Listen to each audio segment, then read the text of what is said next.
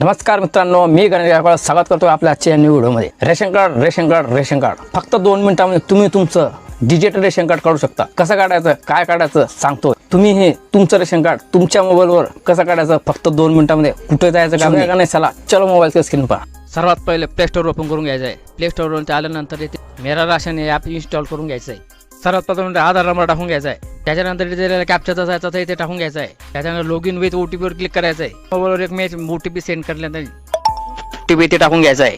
Verify करून घ्यायचं आहे। आपण इथे स्किप करून घेऊया। टर्न नोटिफिकेशन ऑन करून घ्यायचं आहे। पद्धतीने आपल्या समोर इथं आपलं रेशन कार्ड दिसणार आहे। ची पुढची बाजू तुम्ही इथे बघू शकता। तुम्हाला पूर्ण तुमच्या सदस्यांचे नाव दिसणार आहे। डाउनलोड करा याचा ऑप्शन इथे समोर दिसणार आहे। तर आपण इथून आपला रेशन कार्ड डाउनलोड करू शकतोय। नवीन नवीन वीडियो बघण्याकरता कृपया चैनल को सब्सक्राइब फॉलो करून ठेवा।